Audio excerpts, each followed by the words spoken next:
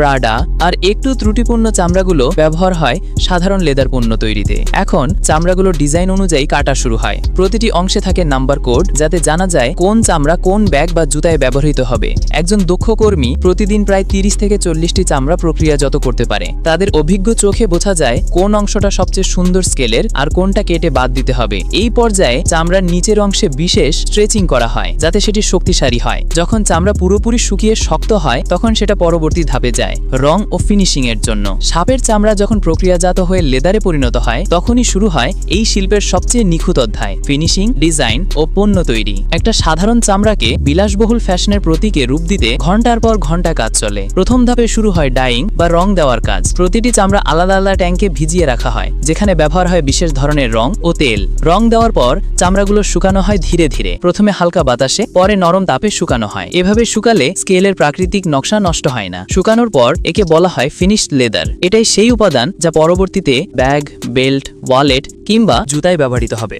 বিশ্বের বিখ্যাত ফ্যাশন হাউসগুলো যেমন গুচি, প্রাডা, হারমেস বা লুই ভিটন এই চামড়ার জন্য বিশেষ অর্ডার পাঠায়। তারা নির্দিষ্ট করে দেয় কতটা স্কেল বড় হবে, কোন অংশ ব্যবহার হবে ব্যাগের সামনের দিকে আর পিছনের দিকে। এই ধাপে চামড়াকে পাতলা করে কাটা হয় মিলিমিটার হিসাবে। একটা ব্যাগ তৈরি করতে 3-4টা সাপের চামড়া লাগে। সব অংশকে একে অপরের সঙ্গে মেলানো হয় যেন রং, স্কেল ও টেক্সচার পুরোপুরি সমান হয়। তারপর শুরু হয় হাতের সেলাইয়ের কাজ। বিশেষ পাইথন স্টিচ নামে এক ধরনের সেলাই পদ্ধতি ব্যবহার করা হয়। এতে চামড়ার প্যাটার্নের কোনো ক্ষতি হয় না। এটা সম্পূর্ণ হাতে করা হয়, কোনো মেশিনে নয়।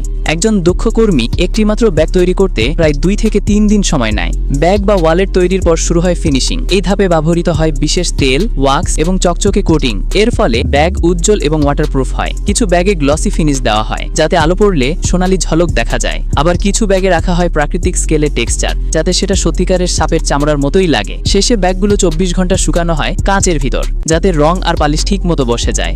যখন সব ব্যাগ প্রস্তুত হয় তখন প্রতিটি পণ্যে আলাদা সিরিয়াল নাম্বার যুক্ত করা হয়, কারণ আন্তর্জাতিক বাজারে প্রতিটি সাপের চামড়ার ব্যাগের জন্য আইনি ট্র্যাকিং কোড থাকা বাধ্যতামূলক। এগুলোকে বলা হয় CITES কোড, মানে convention on international trade in endangered species. তারপর প্রতিটি ব্যাগ আলাদা বাক্সে প্যাক করা হয়, বিশেষ কাগজে মোড়ানো হয় যেন স্কেলে কোনো ঘর্ষণ না লাগে। এরপর সেগুলো রপ্তানি হয় ইউরোপ, আমেরিকা ও মধ্যপ্রাচ্যের বিলাসবহুল শপিং মলে। একটা ব্যাগের দাম দেওয়া হয় প্রায় $1000। কিছু বিশেষ ডিজাইনের ব্যাগ বিক্রি হয় $20000 পর্যন্ত।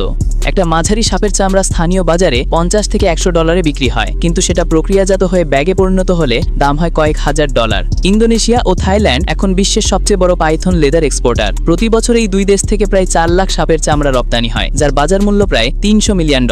একসময় মানুষ সাপকে প্রচুর ভয় পেত, আজ সেই সাপই বিলাসিতার প্রতীক হয়ে উঠেছে। এটাই ছিল ফ্যাক্টরিতে সাপের চামড়া থেকে ব্যাগ তৈরির সম্পূর্ণ প্রক্রিয়া।